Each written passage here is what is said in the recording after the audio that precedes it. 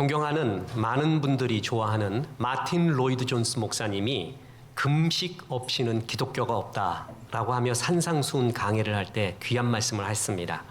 왜냐하면 금식은 신앙생활에 있어서 가장 중요하고 강력한 자기 부인의 모습 중에 하나이기 때문에 그렇습니다. 먹는 것은 창조의 섭리죠. 잘 먹어야 돼요. 병나는 것은 먹지 못해서 나는 경우가 많이 있습니다. 잘 먹는 것은 하나님의 창조의 섭리입니다. 그런데 창조의 질서와 섭리를 잠시 중지하고 기도에 집중하는 것은 경건 생활에 굉장히 중요한 봉우리라는 것입니다. 그런데 하나님께서는 이 금식을 말할 때 구제를 동시에 말하고 있습니다. 오늘 구절은 신구약 성경을 통해서 참된 금식에 대한 가장 중요한 구절 중에 하나입니다. 금식만 하지 마라. 금식만 하면 잘못하면 굶식이 되는 거예요. 금식만 하지 말고 하나님이 기뻐하는 금식은 금식 기도와 더불어 사람을 살리는 일에 네가 네 자신을 돌아봐라. 그리고 그를 도와줘라. 이것이 오늘 말하는 참된 금식의 모습입니다. 그래서 오늘 본문의 첫째 교훈은 금식과 구제를 함께 하라고 말해주고 있습니다. 이스라엘 백성은 겉으로는 금식하면서 경건한 모습이었지만 이웃에 대해 관심이 없었어요. 심지어는 억압했습니다. 그랬더니 신앙의 형태 중에 굉장히 강력한 게 금식이라고 했잖아요. 금식 기도를 했는데도 응답이 없어요. 한번 보세요. 이사야 58장 3절 전반부에 보면 우리가 금식하되 어찌하여 주께서 보지 아니하오시며 우리가 마음을 괴롭게 하되 어찌하여 주께서 알아주지 아니하시나이까. 우리 이렇게 금식 기도까지 했는데 하나님 왜 이렇게 응답이 없습니까? 그 말을 하는 거예요. 그랬더니 하나님의 응답 들어보세요. 이사야 58장 3절 후반절입니다. 보라, 너희가 금식하는 날에 오락을 구하며 온갖 일을 시키는도다. 보라, 너희가 금식하면서 논쟁하며 다투며 악한 주먹으로 치는도다. 너희가 오늘 금식하는 것은 너희의 목소리를 상달하게 하려는 것이 아니니라. 금식하는 날에도 너는 너의 이익과 즐거움을 쫓았다. 이웃이 눈물을 흘리고 있는데 이웃을 돌아보지 않았고 자신의 종들과 일꾼들에게는 힘든 노동을 강요하면서 너는 금식하고 있었구나. 심지어는 금식하면서 서로 논쟁하고 싸우고 폭력을 행사했다. 그게 금식이냐? 그러면서 하는 말이 아주 중요한 구절이에요. 오늘 금식하는 것은 너희의 목소리를 상달하게 하려는 것이 아니니라. 왜 금식했니? 네 목소리를, 너의 요구를, 너의 갈급함을 하나님께 강력하게 말하고 싶었지. 그래서 금식했지. 금식은 그게 금식이 아니다. 그 얘기하는 거예요. 그게 금식이 아니다.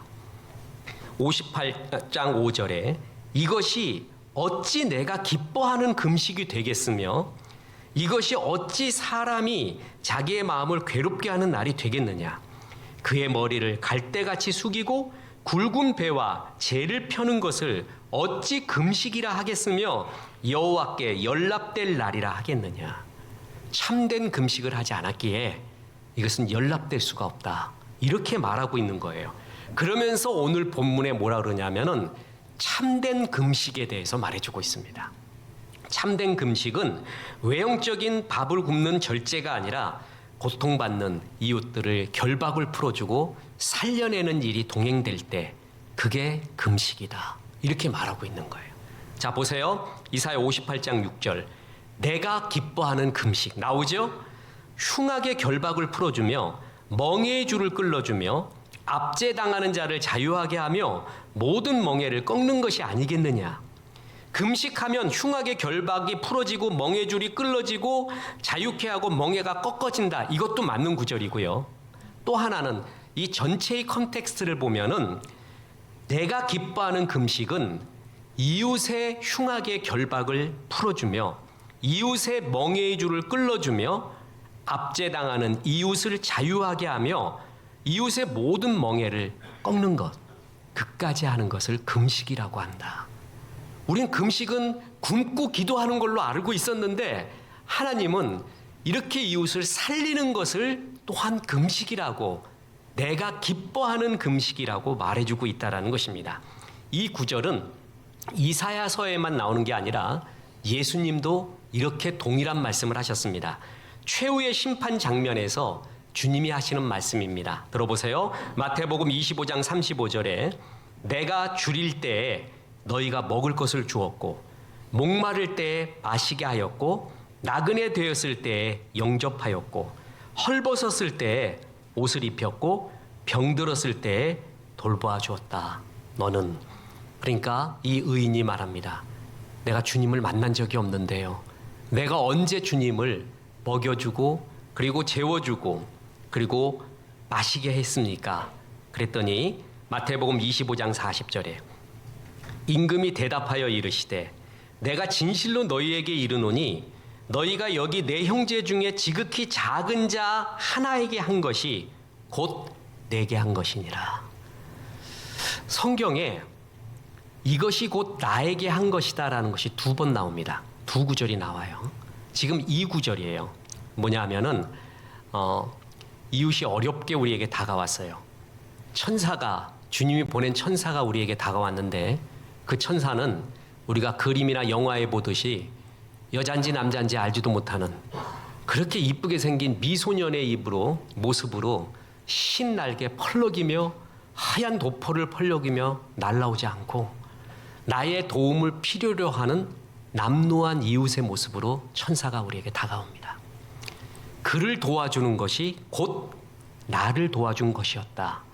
그렇게 동일시하잖아요. 또 하나의 구절이 예수 믿는 사람을 예수님은 자신과 동일시합니다. 보세요. 사울이 예수 믿는 사람 핍박했잖아요. 그때 다메섹에서 주님을 만납니다. 그때 주님이 사울한테 하는 얘기가 사울아, 네가 어찌하여 나를 핍박하느냐 이렇게 말했어요. 그랬더니 사울이 예수님을 만난 적이 없거든요. 예수님 핍박하지 않고 누구를 핍박했죠? 예수 믿는 사람을 핍박했단 말이에요. 그런데 예수님은 예수 믿는 사람을 핍박한 것을 예수님 자신을 핍박한 것으로 여겼어요. 이 동일시가 2개에 나오는 거예요, 성경에. 그래서 목마른 자, 어린 소자죠. 뭐냐면 내가 줘도요 별 빛이 안 나는 거, 별 뽀대가 안 나는 거, 그런 이름 없는 어린 소자에게 냉수 한 그릇 준 것도 나한테 한 것이라 하면서 주님이 기뻐했습니다. 이것이 이사야서에서 말하는 참된 금식의 형태입니다. 또한 사도들을 통해서도 주님이 이렇게 말했습니다. 야고보서 1장 27절에 하나님 앞에서 정결하고 더러움이 없는 경건은 곧 고아와 과부를 그 환난 중에 돌보고 또 자기를 지켜 세속에 물들지 아니하는 그것이니라. 경건이 뭐냐? 우리는 경건 그러면 딱 보이는 형식이 있잖아요. 제가 후딱 성도 수없이 말했죠. 경건이 뭐냐? 그러면 성경책 이렇게 들고, 근데 이 성경책 다 하도 안 읽어.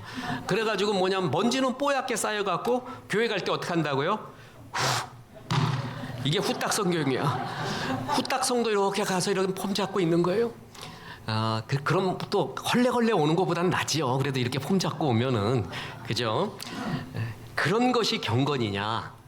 참된 경건은 어려울 시기에 이웃을, 어려운 자를 살려내주고 거기에 쓰임받는 것이 그게 경건이다, 그 얘기를 하고 있잖아요.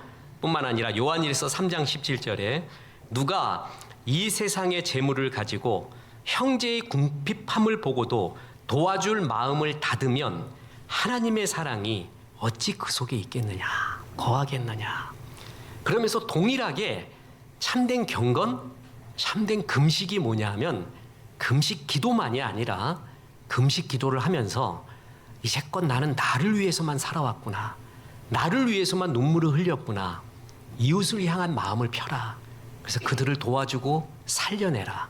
이웃이 흉악한 결박을 맨 것을 금식 기도하면서 봐라. 그들이 멍에 매고 괴로운 쇠사줄에 매여 있는 것을 금식 기도하면서 한번 봐라. 그것을 봐라. 그들을 살려내다오. 그게 내가 기뻐하는 금식이라고 이야기했습니다. 하나님은 정말 이런 것을 금식 기도를 하며 이웃을 돌보는 것을 나는 그것을 참된 금식이라고 말해주고 있습니다. 그러면서 제가 여러분에게 과제를 하나 드리겠습니다. 저는 오늘 이사야 58장에 나오는 이 참된 금식에 대한 구절이 있잖아요. 그에 따른 축복이 나와요. 이 축복만큼 하나님이 인간에게 주는 최고의 축복 성경 구절은 없습니다. 만약에 있으면 저한테 얘기해 주세요. 저는 신구약 성경을 수없이 통독을 하는 가운데 이 구절처럼 최고의 축복이 임하는 구절은 본 적이 없습니다. 하나님이 그야말로 전심으로 이런 사람을 축복해 주겠다고 주님이 줄 수 있는 모든 것을 다 준 구절이 오늘 읽었던 본문 구절입니다. 그만큼 최고의 축복이 여기에 숨어져 있습니다. 지금 시간 관계상 두 가지의 기적만 말하는데 언젠가 여기에 임하는 수많은 축복을 하나하나 강의하려고 합니다. 이렇게 금식하며 사람을 살려내는 사람한테 두 가지의 기적이 일어난다. 첫째로 어둠이 물러가고 회복이 급속할 것이다. 자, 이사야 58장 8절.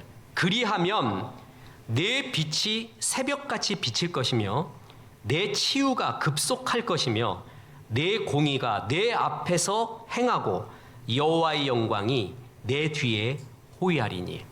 사실 이 구절 하나만으로도요, 우리가 정말 받고 싶은 축복, 우리가 누리고 싶고 우리가 하나님의 영광을 볼 수 있는 최고의 은혜가 여기에 다 있습니다. 네 빛이 새벽같이 비칠 것이고 여호와의 영광이 네 뒤를 호위하고 치유가 급속한다. 너희 가운데 어둠이 다 있어요. 우리 가운데 어둠 없는 사람 없습니다. 목사도 있습니다. 여러분도 있고요. 그래서 왜 내 속에 어두움의 요소가 있을까? 나는 비정상이야. 이거 갖고 고민하지 마세요. 정상이에요, 여러분. 내가 목사하면서 느낀 건 최고 중에 하나가 인생은 굉장히 보편적이라는 거예요. 인생의 최고의 괴로운 점, 문제가 뭔지 아세요? 나는 특수하다는 생각이에요. 특수하지 않아요. 보편적이에요. 다 비슷해요. 다 비슷한 고민과 비슷한 어두움과 비슷한 눈물이 거의 다 있었어요. 근데 나만 특수하다고 생각하는 특수성이 나를 더 괴롭게 만드는 거예요. 성경을 많이 읽고 책을 읽으면은 그게 아니라는 걸 알아요. 그래서 보면은 누구에게나 어둠이 있어요. 목사들에게도 있습니다. 이 어둠이요, 인간의 죄와 죄성에서 나오는 거예요. 그런데 그게 애지간해서는 없어지지 않아요. 이 죄성을 없애주려면 주님의 은혜가 있어야 됩니다. 근데 성경이 뭐라 그러는지 아세요? 너희 어두움이 빛이 되어 빛이 새벽같이 비칠 것이며. 다시 이사야 58장 10절 후반절에 보면 빛이 흑암 중에 떠올라 내 어둠이 낮과 같이 될 것이며. 하나님이 주신 빛이 너에게 임해서 너희 속에 있는 어두움이 낮과 같이 될 것이다. 이것처럼 축복이 어디 있어요? 근데 어느 때 이 축복이 오는지 아세요? 금식 기도할 때라는 거예요. 그 금식이 굶고 기도하는 게 아니라 그랬죠? 금식하면서 하나님 앞에 이웃을 돌아보고 이웃을 살리는 존재가 될 때 너에게 주는 축복이 네 속에 어둠이 물러나고 뭐라고요? 흑암이 물러나고 어둠이 낮과 같이 되어 갈 것이며. 정말 멋진 구절이에요. 두 번째 기적이 있습니다. 하나님의 끊임없는 공급과 충만함이 임한다는 겁니다. 자, 이사야 58장 11절. 여호와가 너를 항상 인도하여 메마른 곳에서도 내 영혼을 만족하게 하며 내 뼈를 견고하게 하리니 너는 물된 동산 같겠고 물이 끊어지지 않은 샘 같을 것이라. 여러분, 물된 동산, 이 단어만 들어도 그렇게 좋지 않아요? 샘이 물이 끊어지지 않는 물된 동산 같이 너를 만들어 주겠다. 우리가 받고 싶은, 정말 받고 싶은 은혜와 축복 아니에요? 누구한테 주겠다? 참된 금식을 하는 사람한테 주겠다. 내가 기뻐하는 금식은 네가 기도하면서 이웃의 흉악한 결박을 풀어주고 사슬을 풀어주고 멍에를 끌어주는 것. 이웃이 정말 신음하고 있다. 넌 금식하며 그걸 한번 봐라. 그들을 도와주고 살려라. 그게 내가 기뻐하는 금식이다. 그럴 때 네 치유가 급속하고 너의 삶은 물된 동산 같을 것이다. 하나님은 처음에 조금 줍니다. 뭘 하나 봐요, 이 사람이. 그럼 조금 가는 거 갖고 매 엉뚱한 짓만 해요. 뻘짓거리만 해요. 얘는 주면 안 되겠구나. 주면은 자기를 망치고 있구나. 더 주면 안 되겠다. 그래요. 근데 조금 줬더니 너무 잘 써요. 하나님 위해, 이웃을 위해, 누구를 위해 잘 써요. 조금 더 줘봐요. 그래도 잘 써요. 더 줘봐요. 얘는 많이 줄수록 좋구나. 내가 너의 삶을 물된 동산같이 물이 끊어지지 않는 샘같이. 그 이유가 뭐예요? 잘 쓰기 때문에 그래요. 그것을 잘 관리하기 때문에 그래요. 오히려 많이 주면 망치는 사람이 있습니다. 적게 받은 것이 축복인 사람이 있어요. 근데 이 사람은 많이 줬더니 그거 갖고 축복의 통로가 되었어요. 그래서 물된 동산같이 너를 끝까지 살려주겠다. 그러면서 메마른 곳에서도 내 영혼을 만족하게 하며. 무슨 얘기예요? 그렇게 살면서도 힘들 때도 온다. 모두가 힘들 때 있잖아요. 지진이 나고 전쟁이 나고 어려울 때 메마른 땅이 되잖아요. 그 메마른 곳에서도 너는 그 평강과 은혜와 기쁨, 생명의 삶을 잃지 않을 것이다. 이렇게 축복을 해줍니다. 사람은 풍족해도 지옥같이 사는 사람이 있어요. 에덴 동산같이 풍족한 데가 어디 있습니까? 거기서 아담은 지옥을 만들어 버렸어요. 풍족한데도 지옥같이 사는 사람이 있어요. 돈도 많아요. 잘생겼어요. 건강해요. 명성도 있어요. 그런데 죽는 사람이 있어요. 마음이 무너져서. 그렇게 많이 줬는데도 그 사람은 지옥같이 사는 사람 많아요. 하와 보세요. 내가 계속 말하지만 거긴 시어머니도 없어. 에덴 동산은. 얼마나 좋아요. 최고란 말이에요. 그런 말 아세요? 친정어머니가 아프면은 가슴이 아프고 시어머니 아프면 머리가 아프다. 그런 말이 있어요. 그게 뭐 어쩔 수 없는 얘기지만 그 에덴 동산에는 시어머니도 없어요. 진짜. 그리고 하와가 그랬다는 거 아니야. 아담 나만 사랑해. 그러니까 아담이 너밖에 없잖아 지금. 어떡해. 최고잖아요. 최고. 그런 속에서도 지옥을 만드는 사람이 있어요. 근데 어떤 사람은 지옥 같은 환경, 메마른 환경에서도 천국을 사는 사람이 있어요. 네가 그렇게 되리라. 네 삶은 모두가 메마를 때라도 너는 물된 동산같이 생명의 물이 끊어지지 않는 축복이 임한다. 이것처럼 좋은 게 어디 있어요? 다시 말합니다. 최고의 은혜가 여기에 있습니다. 최고의 영광이 여기 있습니다. 자, 저는 신구약 성경 통틀어서 하나님이 인간에게 줄 수 있는 최고의 축복의 구절이 여기에 있다고 믿습니다. 더 큰 축복이 있는 구절이 있으면 저한테 가져와 보세요. 제가 그분을 정말 후사하겠습니다. 제가 가진 건 없어서 안아드리겠습니다. 그래서 안 오겠죠. 그래서 여러분 발견했지만 내 빛이 새벽같이 비출 것이며 네 치유가 급속할 것이다. 여호와의 영광이 네 뒤에 호위할 것이다. 내가 부를 때 나 여호와가 응답하겠고 네가 부르짖을 때 내가 여기 있다 하리라. 네 빛이 흑암 중에 떠올라 네 어둠이 낮과 같이 될 것이며 너를 항상 인도하여 메마른 곳에서도 네 영혼을 만족하게 하며 너는 물된 동산 같겠고 물이 끊어지지 않은 샘 같을 것이라. 더한 구절이 있어요? 여러분 이 모든 게 여기 들어가 있어요. 우리가 정말 누리고 싶은 하나님으로부터의 최고의 축복이 여기다 모여 있어요. 더한 구절이 없을 정도로 최고가 있어요. 이렇게까지 말하면서 하나님이 참된 금식, 하나님은 신실하게 예배하고 이웃을 복되게 할 때 네가 윤택해진다.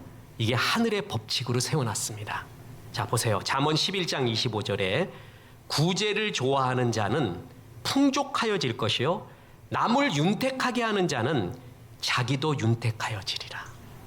이게 하늘의 법칙입니다. 올해 우리 교회의 표어가 드림이 성숙입니다. 진짜 성숙이 뭔지 아세요? 이기적인 신앙에서 벗어나서 이웃을 복되게 하고 살리는 신앙, 그게 성숙입니다. 하나님이 아브라함을 부른 이유가 있어요. 너는 복의 근원이 되라. 아브라함을 부른 이유가 나를 부른 이유입니다. 창조 목적대로 살 때 최고의 축복스러운 삶입니다. 돌아보세요. 여러분 나이 지금 평균 35 아닙니까? 이 35 나이에 나는 얼마나 많은 사람, 나 때문에 많은 사람을 살렸는가? 나는 내 자랑하면서 그리고 내 욕구, 내 육신의 정욕, 안목의 정욕, 이생의 자랑을 위해 하나님을 끝없이 들들 볶으면서 여기까지 왔는가? 아니면 나 때문에 이웃이 복되게 된 적이 있는가? 그게 성숙입니다. 김형석 100세 104세인가요? 교수님이 지금 그분의 책을 다 읽었습니다. 3번. 그 노철학가, 그리고 그분은 독실한 크리스찬이잖아요. 성도가 100세 넘어서 어떻게 인생을 바라보는가, 그것은 어느 젊은이들의 날카로운 책보다도 영감이 있습니다. 인생 살아본 분이 전도서 같은 말을 하는 거거든요. 굉장히 존경스럽게 그 책을 다 읽어봤어요. 말년으로 갈수록 얘기하는 거, 이기주의자 되지 마라. 인격에서 행복이 나온다. 이기주의자 절대 되지 마라. 다 싫어한다. 그 얘기하고 있습니다. 그러면서 여러분, 친구 만나면 우리가 또 어느 정도 자랑은 하죠. 그 자랑 안 하는 게 인생이겠습니까? 뭐 양로원에서 그렇다며요. 그 경로당 가면은 손주 자랑하면 뭐 1,000원씩 그 벌금 내면은 이미 뭐 10만 원 내놓고 자랑한다며요. 뭐 니네 이거 다 먹어라 그러면서, 그 정도로 우리의 그 어떤 애교는 있지만 습관적으로요, 만나면 내 자랑만 하는 사람이 있어요. 내 자랑, 내 자식 자랑, 또 내가 어떻게 했고 자랑, 그거 하잖아요. 다 싫어합니다. 사람 다 싫어해요. 그거 좋아하는 사람 없어요. 너 잘났다, 너 잘났다. 제발 이제 스톱. 이제 안 듣고 싶다. 그게 이기주의자라는 거예요. 그래서 김영석 교수가 자기 동기 셋이 있잖아요. 안병욱, 김태길, 이 세 분이 이제 동기였고 이제 자기 혼자 남았어요. 자기가 지금 제일 후회하는 것 중에 하나가 뭐냐면, 안병욱 교수나 김태길 교수를 더 축복해주고 칭찬해줄 걸. 진짜 자기보다 뛰어난 사람들이래. 그래서 만나면 칭찬해주고 축복해줘야 되는데 그러지 못한 게 좀 후회스럽다. 여러분, 제일 좋은 사람, 나이 들면은 만나고 싶은 사람이 있어요. 젊었을 때는 이해관계, 먹고 살아야 돼서 만나거든요. 나이 들면 그런 거 없어. 그냥 또 한마디로 돼. 그래서 만나고 싶은 사람이 있고 안 만나고 싶은 사람이 있는데, 만나고 싶은 사람이 어떤 사람이에요? 인격이 좋은 사람이에요. 그리고 만나면은 늘 남을 축복하는 사람이야. 너 살아보니까 말이야, 너 이런 장점이 있다. 너 때문에 내가 많이 배웠다. 너는 정말 멋진 사람이야.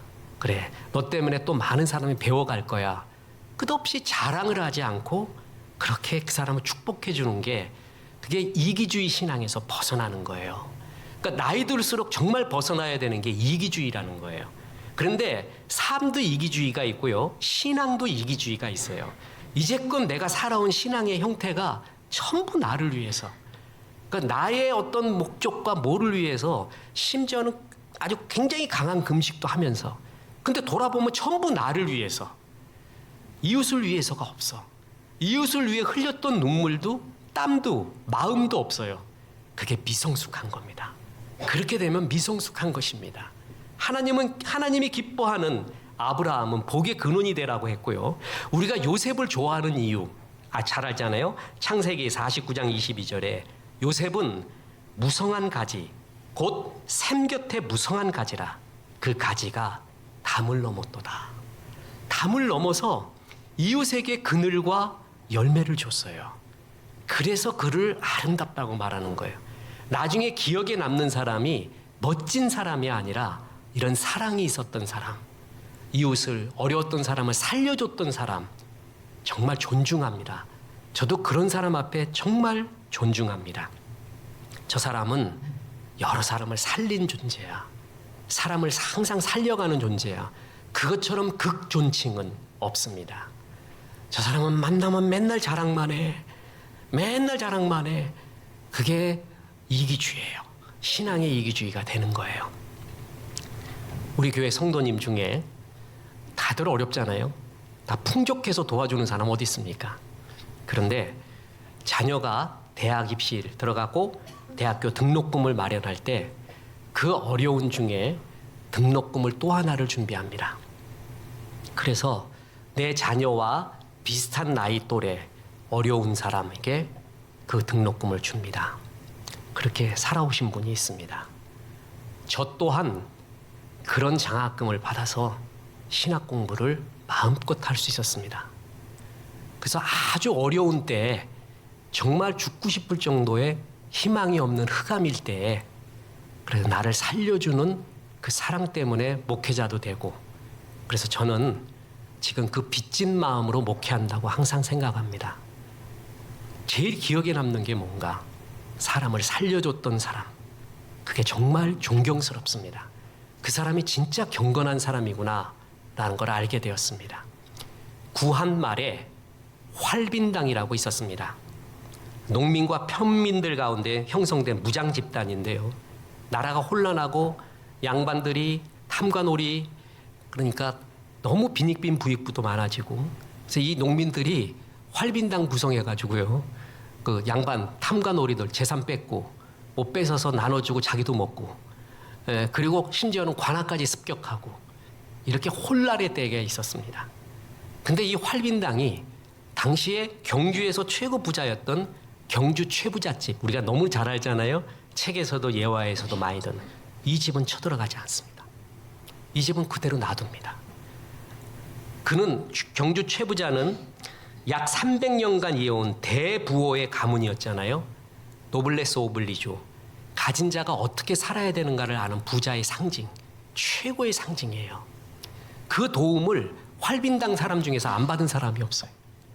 그냥 흉년 때도 어려울 때도 다 그렇게 풍족하게 내줬고, 그 경주 최부잣집의 그 가훈 책으로도 나오지 않았습니까? 거기서 참 기억에 남는 게 이거예요.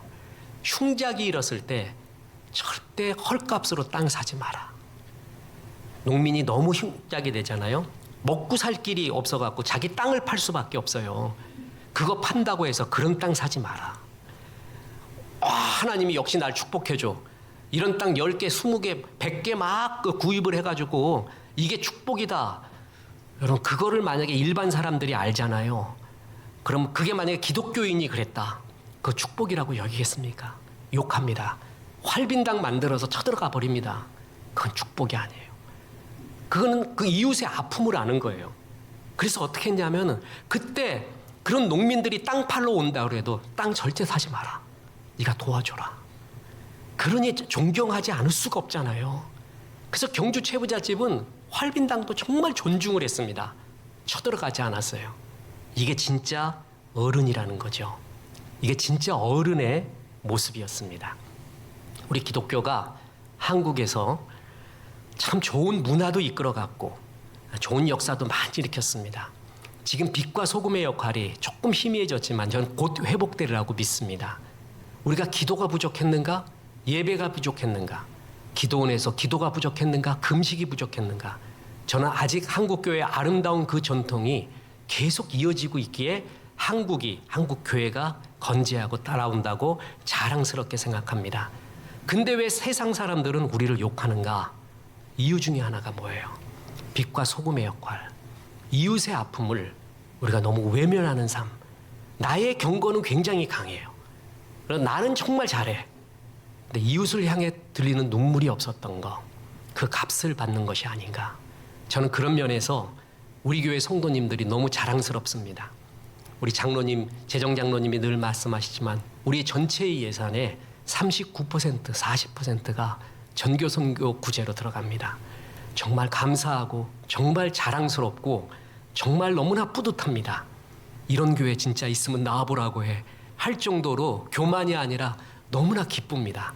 여러분의 성숙에 너무나 감사하고 이게 건강한 중형교회의 정말 표상으로 보여주는 모습이 아닌가.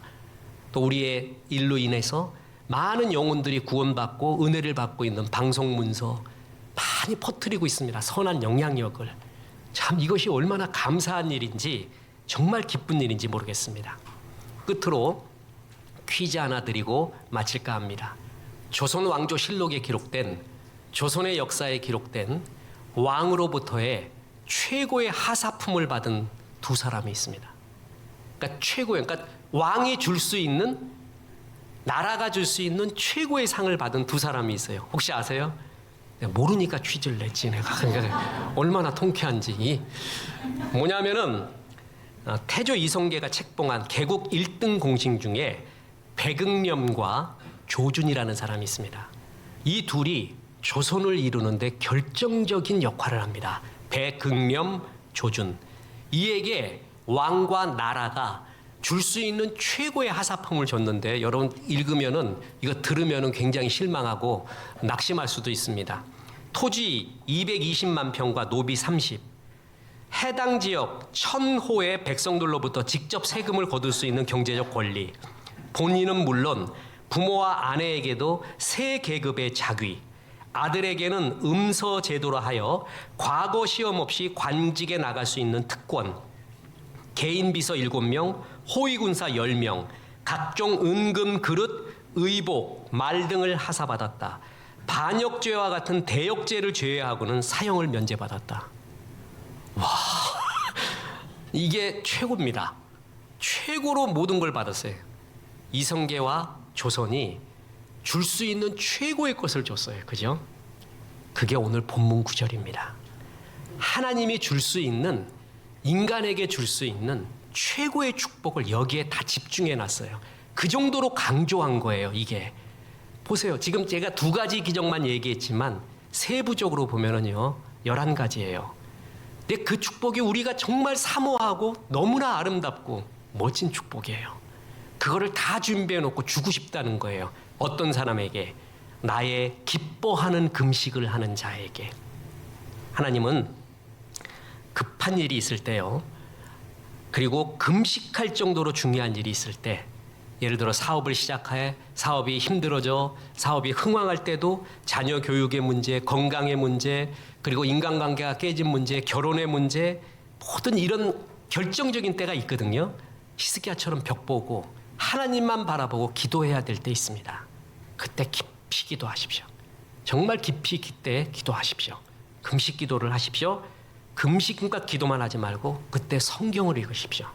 성경을 읽으면서 주님이 해주시는 말씀을 그때 보는 거예요. 그때 잘 보여요. 동시에 어려운 사람을 살리십시오. 여기까지가 구제, 금식 기도입니다. 그러니까 우리가 성경 읽고 기도는 잘해요. 근데 그때 눈에 안 보여. 이웃이 보이지 않아요. 근데 오늘 본문에 내가 기뻐하는 참된 금식은 네가 이렇게 급히 신실하게 기도하고 성경 보고 또한 네 곁에 네 도움을 필요로 하는 이웃을 살리는 존재, 그게 내가 기뻐하는 금식이라고 말했어요. 그리고 내가 기뻐하는 금식을 할 때는 하나님이 줄 수 있는 최고의 선물을 다 준비해놨다 그랬어요. 저는 이 구절 볼 때마다 그렇게 좋아요. 특히 물된 동산, 그거 보면 그렇게 좋을 수가 없어요. 그 단어 자체가 하나님이 얼마나 충만하게 나를 도우고 싶은가. 그 물 갖고 오물 만들어버리고 그 물 줬더니 다 자기를 위해서만 쓰고, 그럼 주겠습니까? 정말 주겠냐고요. 이웃의 축복의 통로가 되는 자, 그런 자에게 주님은 이런 모든 축복을 준비해 주시고 나를 풍성히 하시면서 이웃을 더 도와라 말씀하시는 거예요. 여러분, 우리 교회에도 도와야 될 이웃, 개인의 프라이버시가 있어서 말은 않습니다. 참 어려운 이웃들이 우리 교회 내에도 있습니다. 그리고 이웃에게도 있고, 이 시대의 어린 소자 같은 탈북민들도 있고, 도와야 될 많은 분들이 있습니다. 그게 다 우리에게 보내온 하나님의 천사입니다. 신앙의 이기주의가 되면은 안 됩니다. 우리 교회의 이기주의가 되면 그것은 성숙이 아닙니다. 이것을 펼쳐져서 하나님이 기뻐하는 금식, 이웃을 돌아보는 이 경건성이 우리에게 있어서 전 한번 우리 내년에 후년에 우리 인생의 끝에 천국 가서 이사야 58장의 은혜가 진짜 우리에게 이루어졌는가 서로 간증하면 너무나 좋겠습니다. 주님의 약속입니다. 그렇죠? 주님의 축복의 약속입니다. 이것을 체험하는 귀한 종들 되기를 주 예수의 이름으로 축원합니다.